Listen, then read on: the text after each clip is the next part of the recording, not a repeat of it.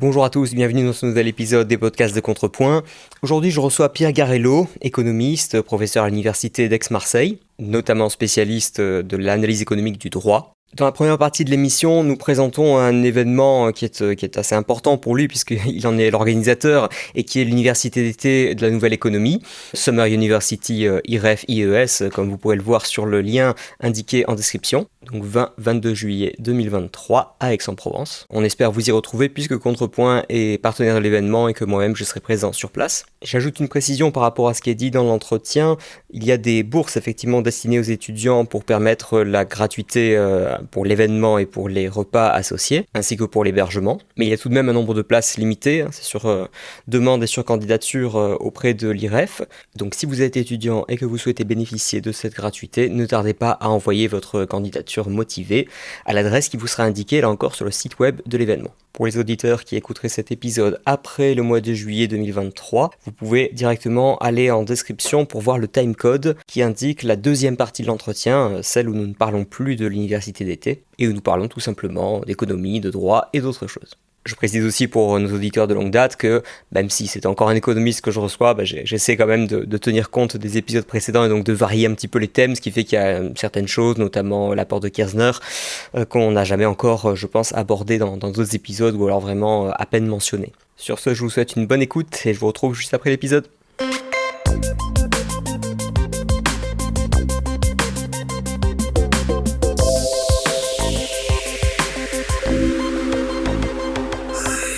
Pierre Garello, bonjour. Bonjour. Alors, je suis ravi de te recevoir aujourd'hui. Ça fait le deuxième Garello que je reçois puisque j'avais reçu ton père, qu'on salue au passage, qui nous avait parlé de son livre Le vaccin libéral. Donc, pour les auditeurs qui se demanderaient, tu es bien le fils et héritier de Jacques Garello. Et je pense que d'ailleurs, ça a vraiment eu une importance dans ton parcours. Hein. Tu vas nous en dire quelques mots.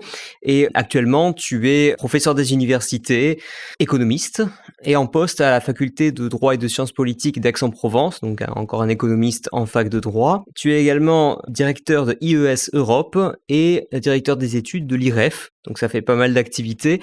On va peut-être commencer par le volet IES Europe parce qu'au moment où nous enregistrons, donc là nous sommes au tout début du mois de juin 2023 et dans un peu plus d'un mois, dans un mois et demi, il y a un grand événement qui nous attend et dont tu vas nous dire quelques mots parce que ça peut vraiment intéresser les auditeurs au moment où l'épisode va sortir. Oui, tout à fait. Merci Pierre. Effectivement, cet été, on va renouer avec une vieille tradition aixoise qui est l'organisation d'une université d'été où se retrouvent tous ceux, jeunes et moins jeunes, enseignants, chercheurs, mais aussi personnes du monde des entreprises ou personnes engagées dans la vie active, pour discuter des idées libérales, de la forme qu'elles prennent aujourd'hui, des solutions qu'elles peuvent apporter aussi aux différents problèmes auxquels nous sommes confrontés. Donc on reprend cette tradition cet été, ça se déroulera à Aix-en-Provence, du jeudi 20 juillet, on démarrera avec un cocktail d'ouverture jusqu'au samedi soir où on terminera par un dîner de gala, c'est le 22 juillet. Alors il y a plein d'informations disponibles sur le site. Oui, on renverra bien sûr donc les auditeurs au site, mais donc en résumé, on va dire ça se concentre sur 3 jours à peu près.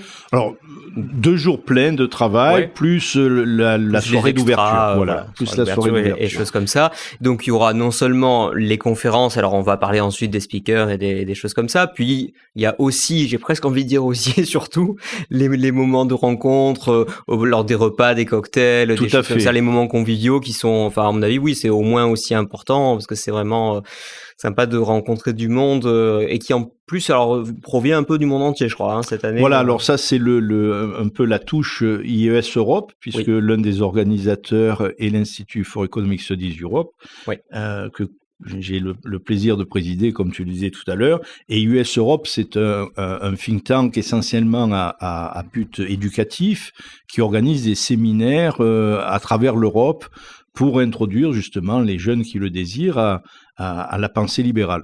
En s'appuyant sur ce réseau, ça nous permet évidemment d'attirer à Aix des jeunes qui viennent d'un petit peu partout, et d'ailleurs pas que de l'Europe, puisque nous aurons quand même quelques représentants de l'Afrique, que ce soit le Maroc, l'Égypte, voilà.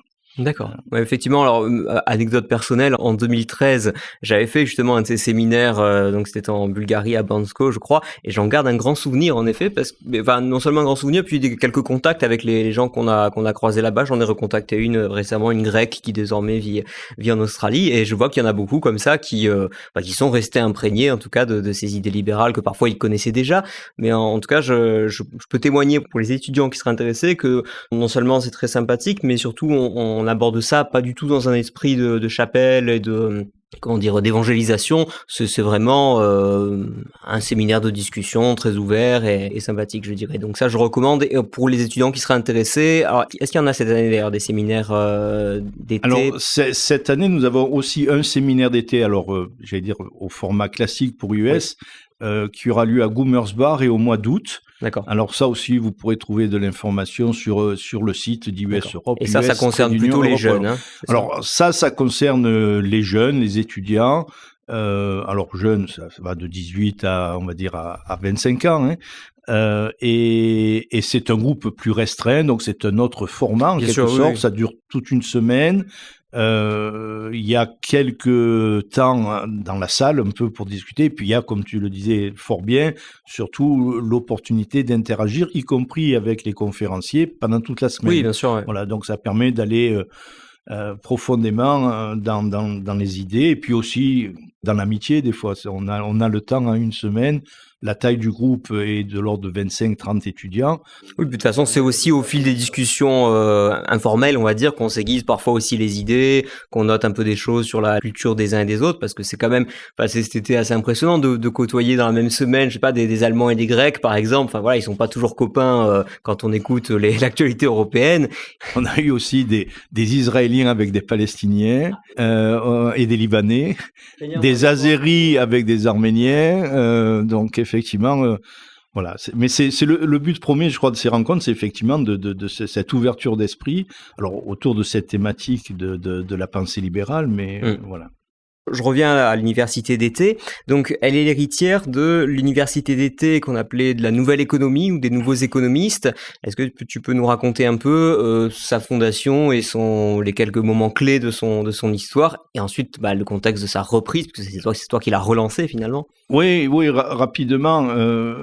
L'université d'été, alors le groupe des nouveaux économistes, c'est déjà maintenant de l'histoire ancienne, ça fait pratiquement un demi-siècle, mais c'est un groupe d'économistes, comme son nom l'indique, qui s'est formé à la fin des années 70 et à une époque où, dans le monde des économistes, on avait globalement, pour schématiser, soit des gens qui essayaient encore qui croyaient dur comme fer aux vertus de la planification. N'oublions pas qu'on a eu un commissariat au plan quand même. Ouais, dont on va encore l'hériter pendant des décennies, ou quand ils n'étaient pas des planificateurs très engagés, ils étaient au mieux keynésiens. Ouais. Et il y avait un autre groupe d'économistes qui, eux, étaient par exemple, en matière monétaire, plutôt monétaristes, donc il ne faut pas jouer avec la monnaie, et puis qui étaient des libéraux d'un point de vue économique. Alors, il y avait des gens comme Henri Lepage, Florin Aftalion, des gens de l'ESSEC, des gens Georges Galeano, enfin je ne vais pas donner leur liste, il y avait mon père évidemment. Je fais une parenthèse, mais j'avais fait tout un épisode sur ce renouveau libéral en France avec Kevin Brooks qui avait étudié dans les détails ce courant-là et cette époque-là. Donc ce sont ces nouveaux économistes alors qui ont lancé l'université d'été. Alors voilà, en fait, quand on est un petit nombre comme cela, et malheureusement les libéraux sont toujours loin d'être majoritaires, et il est important, on n'a pas toujours autour de soi les gens pour discuter de nos idées, pour essayer de les affiner, de les améliorer. Donc l'idée, c'était de créer un événement où ils pourraient se rencontrer et débattre pendant, à l'époque, ça durait une semaine, débattre et puis inviter d'autres collègues, inviter des étudiants pour essayer d'approfondir ces idées qui étaient très largement minoritaires à l'époque. Voilà. Oui, puis de les voir dans le contexte français, parce que ça venait beaucoup du monde anglo-saxon aussi. Alors, ça venait du coup à l'époque du monde anglo-saxon, même si je suis sûr que à ce micro, d'autres l'ont noté avant moi, le libéralisme est tout au moins aussi autant français, sûr, enfin d'une certaine façon en tout cas, qu'anglo-saxon. Voilà, donc ils se sont retrouvés. Mon père à l'époque a dit, moi je peux vous accueillir à Aix. Bon, ça s'est fait comme ça. Hein. Ouais. Et ainsi est née la première université d'été à Aix-en-Provence. Il faut dire que le cadre est sympathique, donc les gens aiment bien y revenir en général. Le cadre, le fait qu'il y a du soleil, etc. Bon, on va en short, voilà, on va discuter, on va prolonger la discussion sous un platane, avec ou sans un pastis le soir. Ça, c'est laissé à chacun de choisir. Voilà, donc cette université d'été, après, s'est développée. Au départ, c'était vraiment un rassemblement très français. Et puis après, ça s'est un petit peu internationalisé, même assez fortement, parce que bien voilà, pour aller un peu plus loin, bien on est allé puiser dans les ressources intellectuelles qu'on pouvait trouver ailleurs, que ce soit en Italie, aux États-Unis, en Angleterre. Voilà, donc on a vu débarquer de jeunes professeurs. Par exemple, on aura cette année un professeur de philosophie qui maintenant est devenu très célèbre, qui s'appelle David Schmitt, oui. Mais qui vient en partie parce qu'il était venu alors qu'il était encore doctorant à l'université d'été d'Aix-en-Provence. Il en avait gardé un très bon souvenir de cet échange. Il avait aussi appris des choses évidemment en écoutant les orateurs. Donc voilà, ça s'est internationalisé. Puis après, IUS Europe, à la fin des années 80, en 89, s'est développé, qui a amené là des étudiants, comme je l'ai expliqué, qui venaient un petit peu de toute l'Europe, et en particulier d'Europe centrale et de l'Est, parce que ils venaient juste d'être libérés, et donc ils avaient soif de connaissances, ils voulaient savoir mais comment ça marche. Hein, on nous a, nous on était dans des pays communistes, à économie planifiée, le marché on y croit, mais voilà, ils avaient besoin de, donc voilà, et donc on est allé probablement jusqu'à des années où on a pu avoir peut-être aux alentours des 400 participants, etc. Alors, je pense pas qu'on sera 400 cette année, mais on sera peut-être 200. Enfin, on y travaille. Il y a eu quelques années où ça a un petit peu décliné, et donc ensuite il y a eu une sorte de reprise par IES et l'IREF, mais dans la suite de ce que faisait l'ALEPS. Hein, voilà, exactement. La philosophie est restée la même. Alors effectivement, ALEPS, qui était le principal organisateur, a eu des difficultés financières, etc. Donc on a un peu moins, voilà. Et IUS a repris il y a maintenant une dizaine d'années, avec l'idée au départ d'en faire une tous les 2 ans, ce qu'on a commencé à faire. Et puis après il y a eu le Covid, etc. Il y a eu le Covid, voilà. ça n'a pas été ça. Et puis voilà, cette année, alors effectivement, entre autres avec l'appui d'IREF très précieux, eh bien on a décidé de lancer une nouvelle édition. Alors, est-ce qu'on est encore dans les clous pour les demandes de bourse pour les étudiants qui voudraient adresser à l'IREF Alors oui, on est encore dans les clous. On va offrir en fait la gratuité de l'accueil de l'étudiant qui viendra à Aix-en-Provence. Ça veut dire qu'on prend à notre charge à la fois le logement en CTU, mais bon, c'est des chambres correctes, et puis tout ce qui est très sympathique, qui ont été rénovées, etc. Tout ce qui est l'invitation donc aux trois soirées. Donc ce qui fait que l'étudiant qui voudrait se joindre à nous doit prendre à sa charge son transport, quoi. D'accord. Il doit trouver le moyen de descendre à Aix. Ouais, je pense que ça doit être faisable, ça vaut le coup. Donc appel à tous les étudiants qui nous écoutent. Franchement, n'hésitez pas. C'est occasion à pas rater.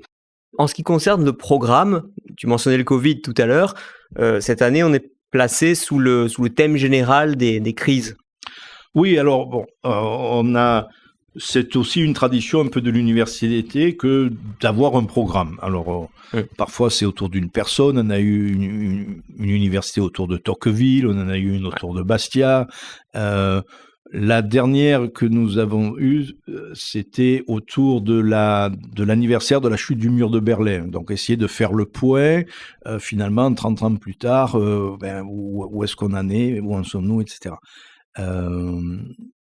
Donc, cette année, parce qu'il y a eu la crise du Covid, évidemment, et parce qu'on a vu, comme très souvent à l'occasion de cette crise, la montée en puissance, il est possible qu'ils peuvent encore monter en puissance des États. Donc, on s'est posé la question finalement de la gestion de crise. Comment est-ce que nos sociétés réagissent face à une crise? Alors, on a en tête évidemment la crise du Covid. Mais on a l'impression aujourd'hui que c'est un peu presque la façon de fonctionner de nos sociétés. Nous allons de crise en crise. Alors ça va être la crise du Covid, ça va être la crise climatique, ça va être la crise financière, ça va être la crise... Voilà. Et à chacune de ces occasions, bien souvent, malheureusement, bien c'est l'occasion pour l'État d'intervenir un peu plus, j'allais dire, de nous prendre quelques-unes de nos libertés, etc. Donc, on voulait revenir sur cette thématique. Comment agir face à la crise? Quelle est la juste place de l'État? Et comment bénéficier peut-être en ces temps où on en a plus que jamais besoin de l'esprit d'initiative, parce que souvent les solutions, elles sont locales, elles sont basées sur un genre d'entrepreneuriat face à la situation. Voilà, donc ça c'est la thématique de la crise. Comment on les a gérées? Comment est-ce qu'on pourrait les mieux gérer et peut-être aussi comment on pourrait les éviter, comprendre aussi un peu l'origine de ces crises. Donc voilà, ça sera effectivement la thématique principale.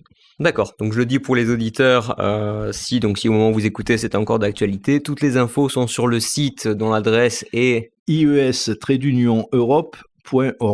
Voilà. Et donc là, je crois que le site est disponible en français et en anglais. Voilà, exactement. Si vous tombez sur la page anglaise, cherchez le petit drapeau. Cherchez le petit bouton français et vous devriez vous y retrouver.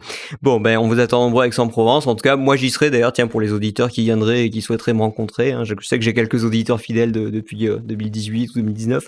Donc, ça pourrait être l'occasion aussi. Voilà donc pour la partie actualité.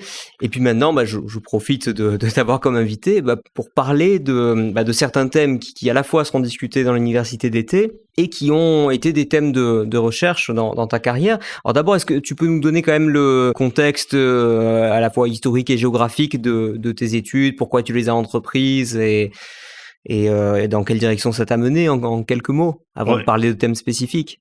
Oui, alors bien qu'ayant eu un père économiste, je dois dire que c'était pas au départ dans mes intentions d'en faire une profession.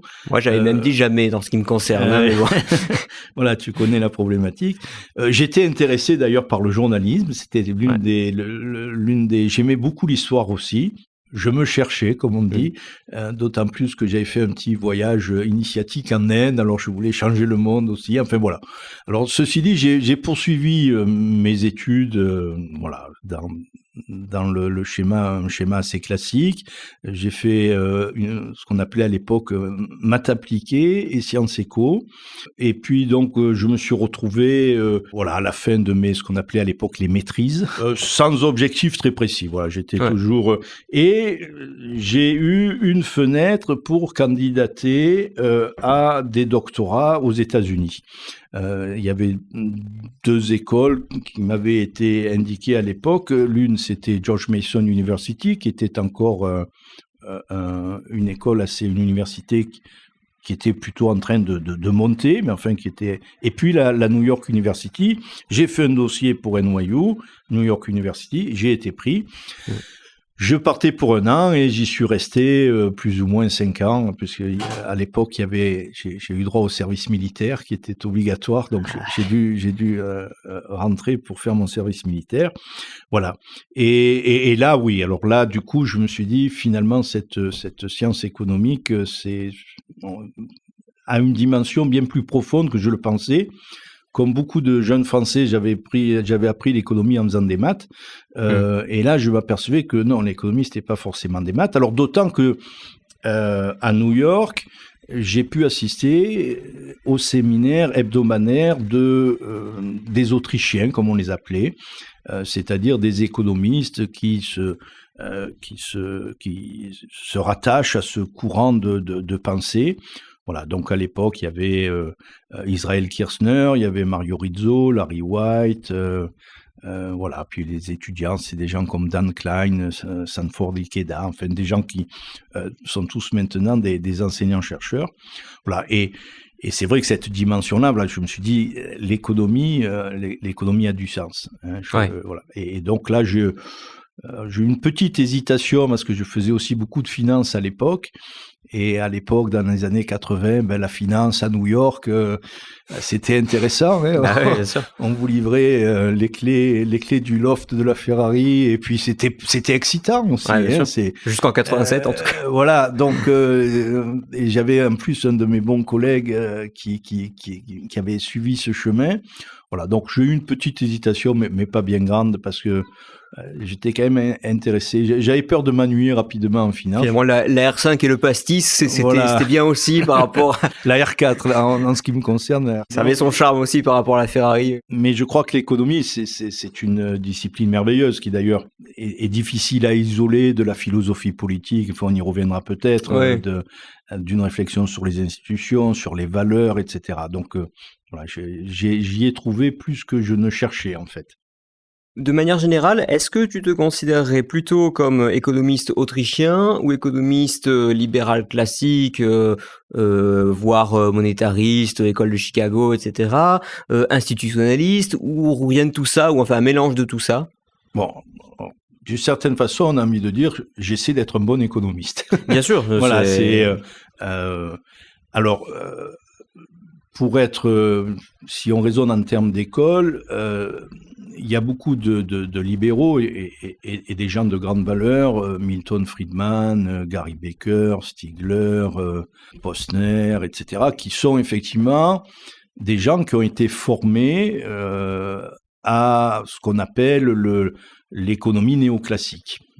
Donc une certaine façon d'appréhender les phénomènes sociaux, qui les appréhendent sous la forme d'un équilibre. Donc, ce qu'on voit dans la réalité, en fait, c'est un équilibre des forces, par exemple sur le marché entre l'offre et la demande, etc.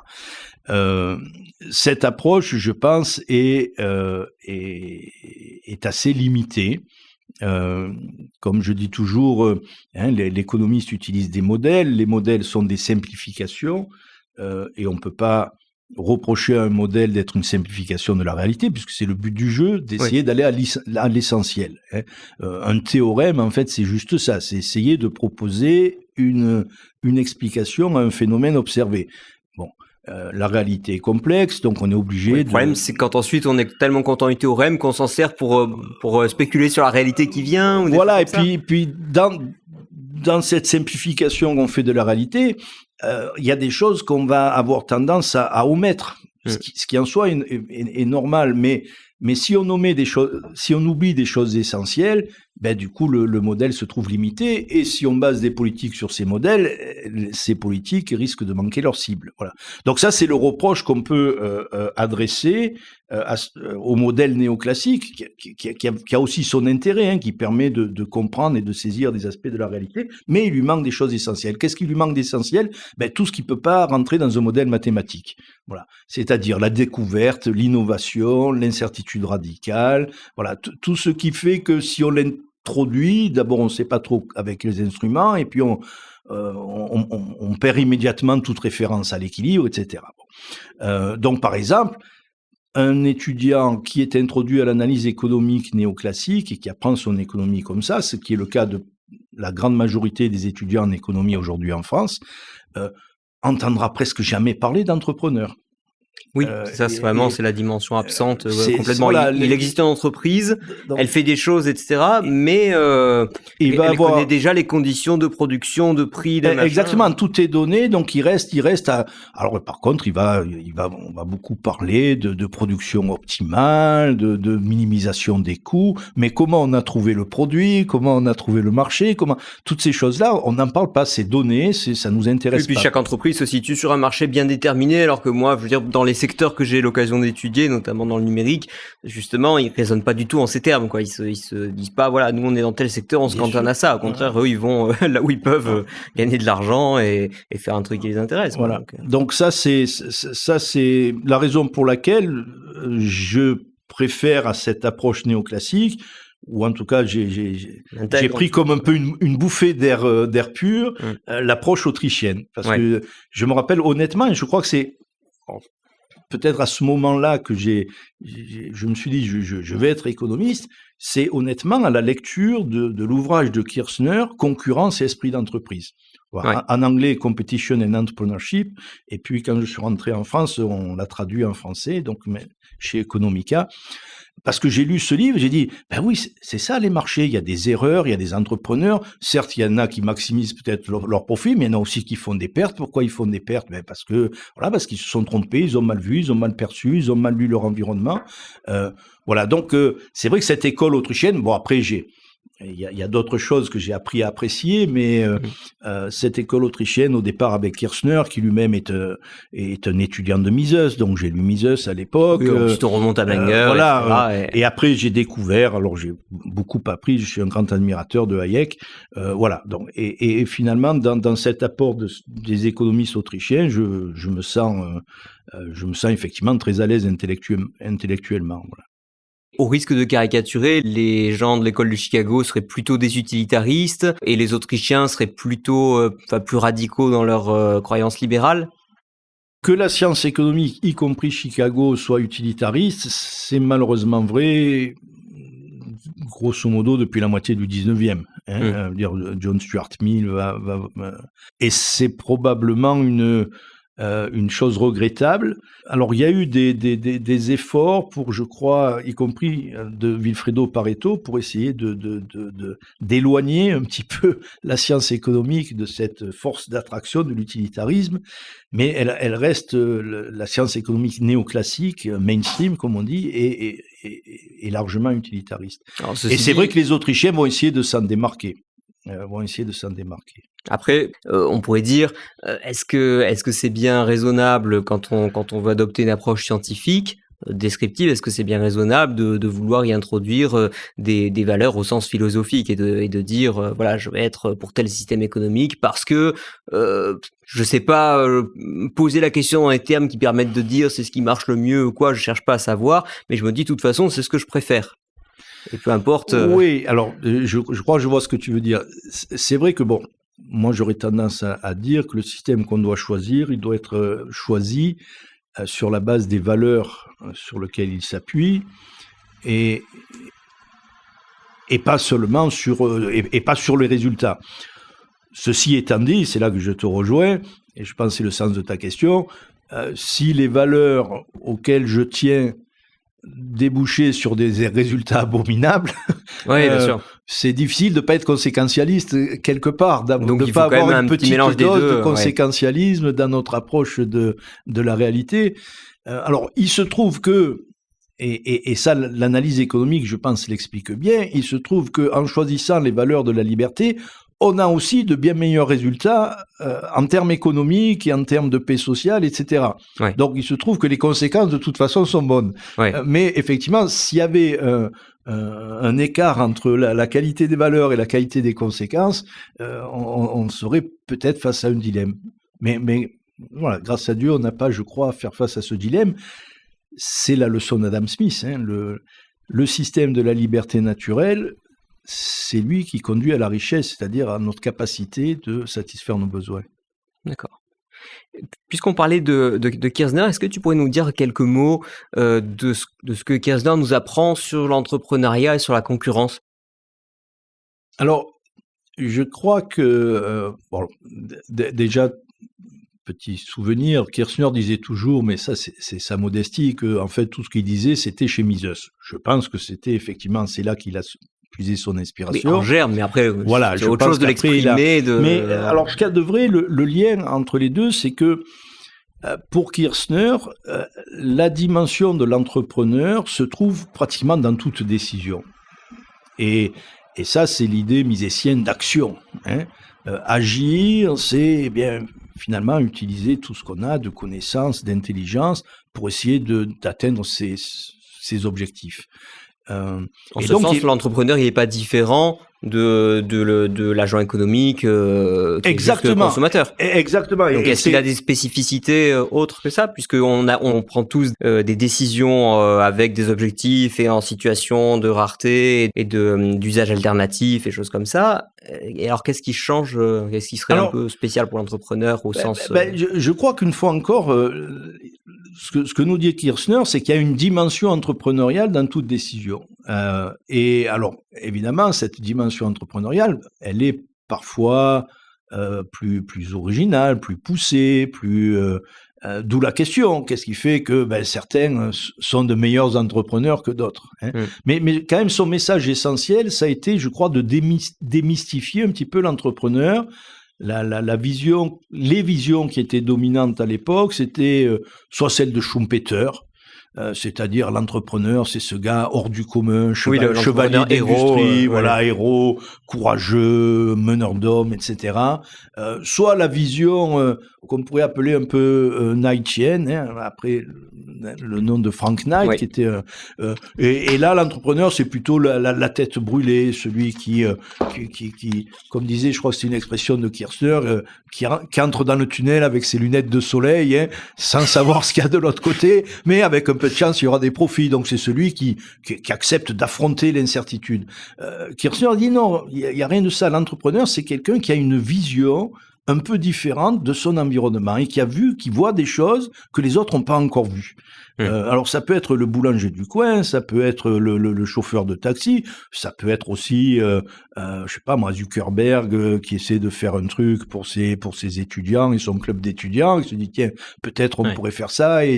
Mais voilà, c'est quelqu'un qui a une petite vision originale et puis qui y croit et qui voit comment ça pourrait servir aux autres. Et puis alors il y a toute une littérature basée en partie sur les travaux de Kirchner qui a essayé de voir s'il n'y avait pas des dispositions psychologiques qui font que certains sont meilleurs à justement mieux percevoir dans leur environnement ce qui pourrait améliorer les conditions, etc. Il y a par exemple Gilad qui parle du locus of control, c'est-à-dire qu'il y a des gens qui ont le sentiment que ils peuvent changer leur environnement. Voilà. Donc c'est eux qui contrôlent. Il y a d'autres personnes qui ont plutôt un point de départ inverse et qui sont en conséquence plutôt des gens qui réagissent à leur environnement. C'est le locus of control, il est à l'extérieur. Donc voilà. On peut s'interroger à la psychologie de l'entrepreneur. Mark Kayson avait écrit des pavés de 500 pages sur la théorie de l'entrepreneur où il essayait de pousser. On peut aussi se poser des questions, et je crois qu'il faut se les poser sur, je sais pas, qu'est-ce qui dans l'éducation nous prédispose ou qu'est-ce qui, dans nos valeurs, les valeurs qu'on nous a inculquées quand on était adolescent. C'est pour ça que c'est triste quand vous avez des gens qui ont une formation d'économiste, qui n'ont jamais entendu parler d'entrepreneur, parce que c'est ça le moteur quand même c'est ça le moteur de nos sociétés. Sachant qu'en plus cet entrepreneuriat, mais ça c'est peut-être un autre volet encore, il va être orienté par le contexte institutionnel.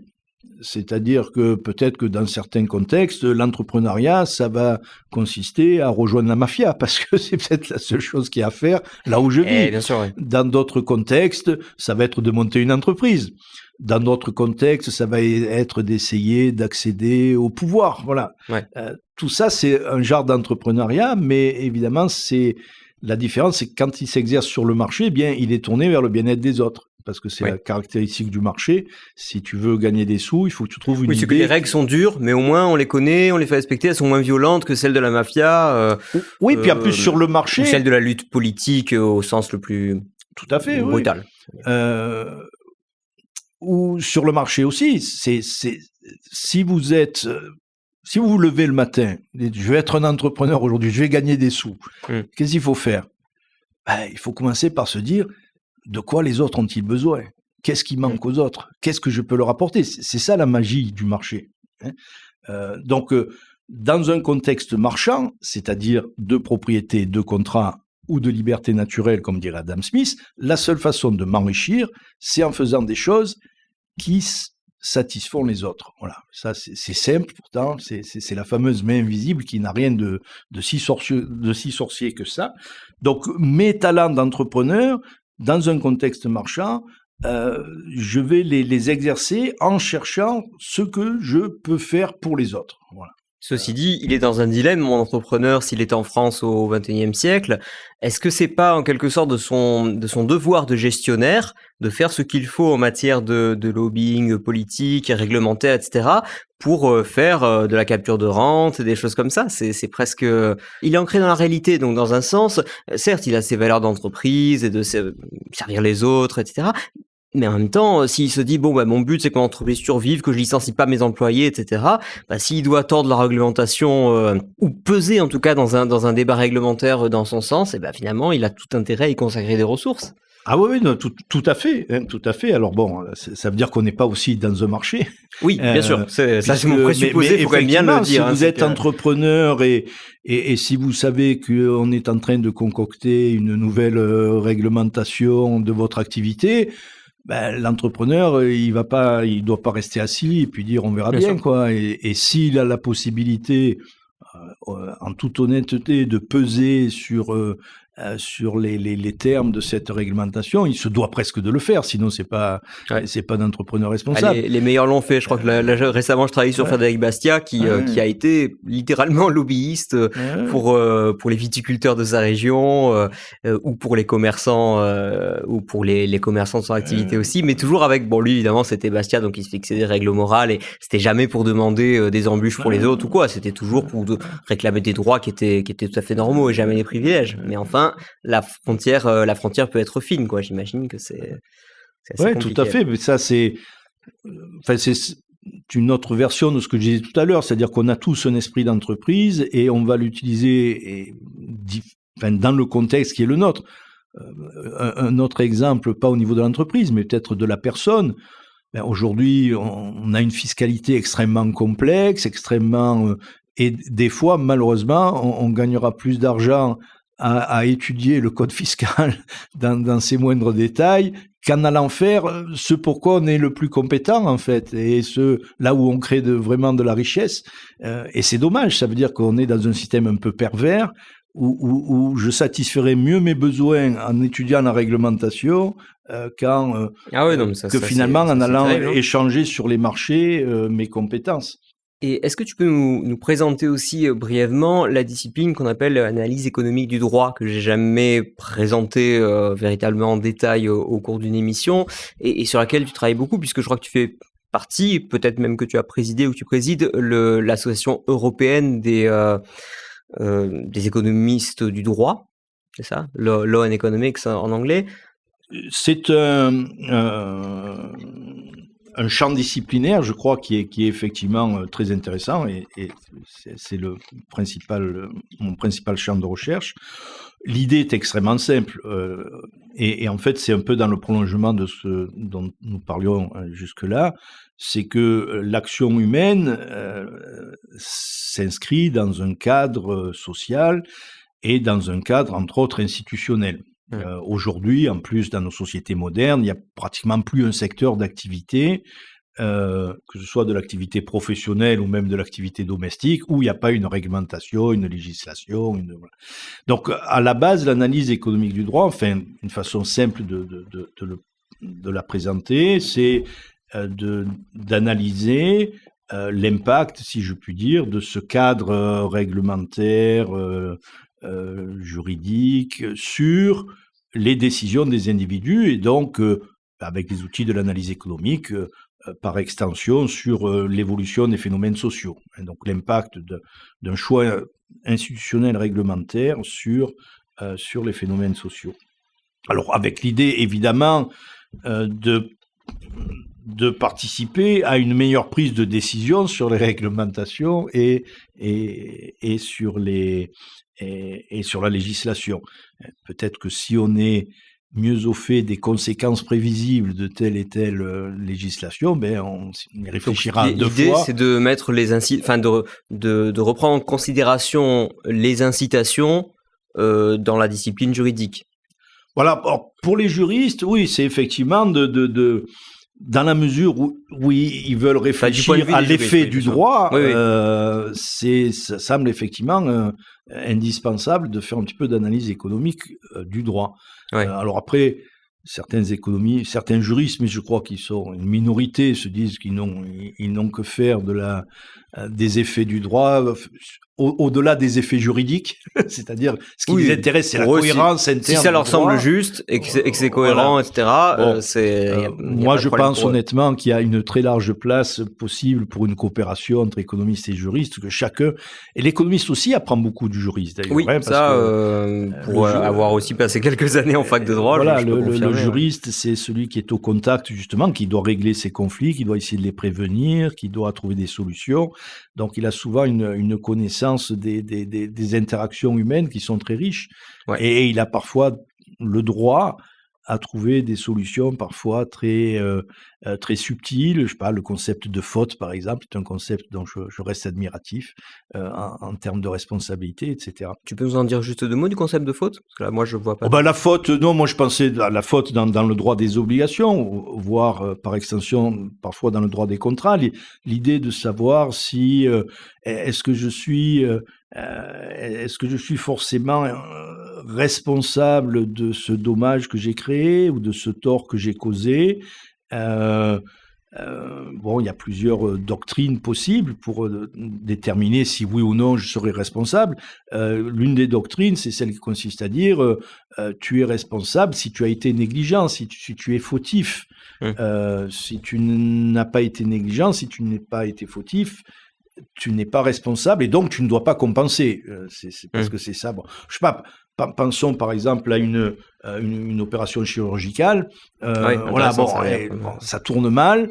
La question qu'on va se poser aujourd'hui, c'est est-ce que le chirurgien a fait une faute ou est-ce que c'est mais il est beau ce concept, il est intéressant. Enfin, il est simple. Trouver la frontière entre l'erreur, la faute. Comment on va faire pour faire évaluer mais c'est des concepts qui sortiraient plus difficilement, je pense, de l'esprit d'un économiste, alors que ça sort assez vite de l'esprit de celui qui essaie de juger.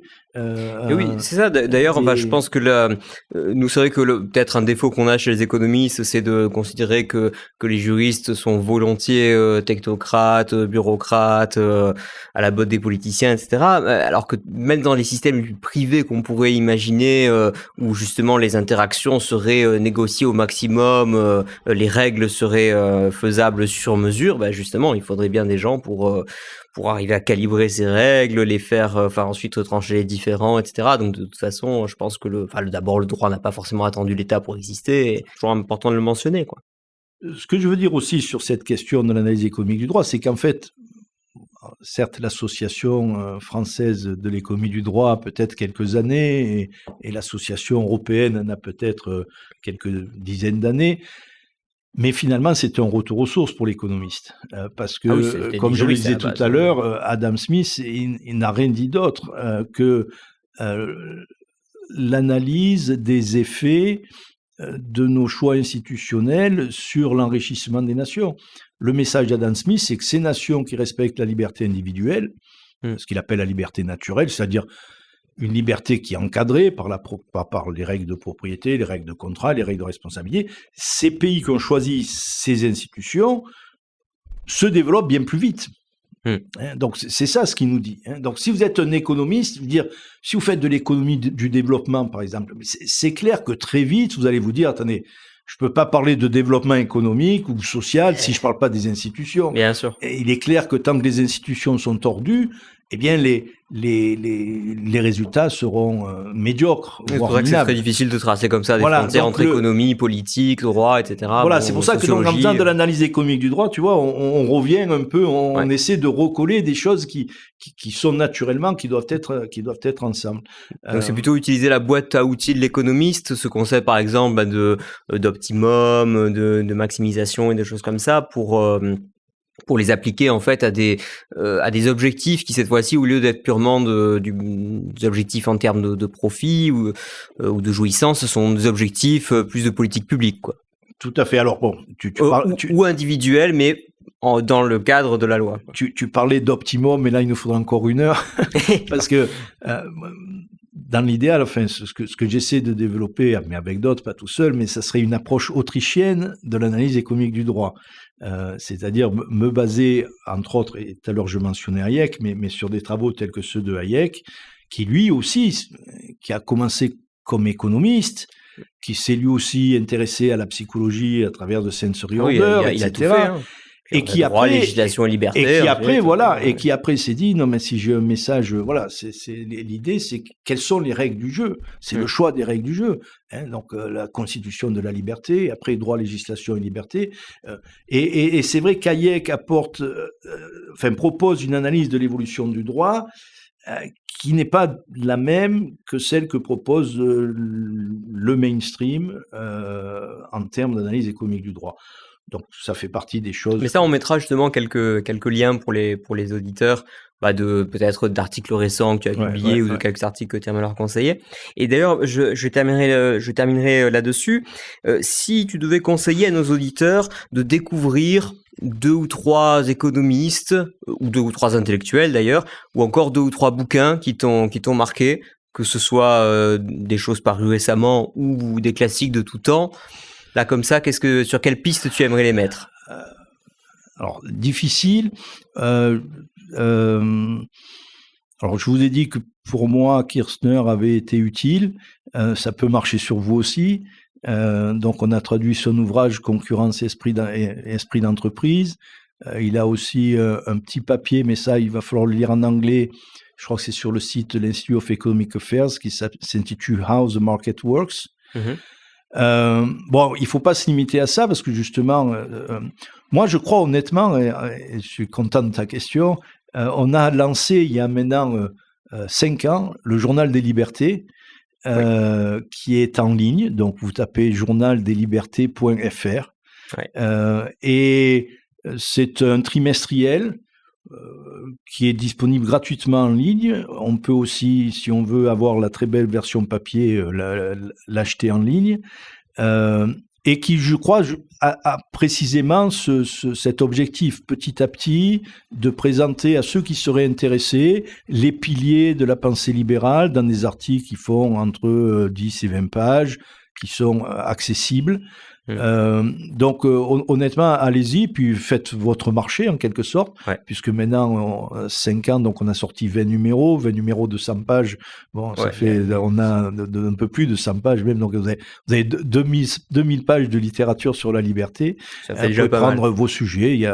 Donc ça, c'est une autre solution, mais enfin, je cherche pas à éviter. Mais alors, est-ce qu'il y a peut-être un nom qui serait atrocement sous-coté, par exemple, qui mériterait d'être connu en dehors des petits cercles universitaires ou des gens qui travaillent sur cet auteur-là? C'est souvent pareil quand on demande. Moi, je conseille par exemple des fois aux étudiants, ça peut être mais je dis le traité de Jean-Baptiste C. Ah, j'ai relu récemment. Honnêtement, c'est probablement encore une très bonne introduction à l'économie. Et il est tout à fait lisible. Il est écrit après Smith, ce qui fait qu'il bénéficie de Smith, mais il est plus clair sur les questions de valeur, d'utilité, etc. Donc c'est une bonne chose. Les analyses de Bastiat sur tout ce qui est traitement des connaissances, etc., sur le fonctionnement du politique, honnêtement, sont de très très bonnes leçons d'économie aussi. Oui, excellent. Voilà, Hayek, moi personnellement, j'ai toujours beaucoup reçu de Hayek. Alors après, je ne sais plus par où il faudrait commencer, la route de la servitude ou Constitution de la liberté, je crois. Ça dépend à quoi on s'intéresse. Moi, c'est vrai que je me suis beaucoup intéressé aux questions de connaissance, de traitement de l'information. Donc pour moi, ça a plutôt été The Use of Knowledge in Society, puis ensuite Économie et connaissance, même s'il avait écrit avant.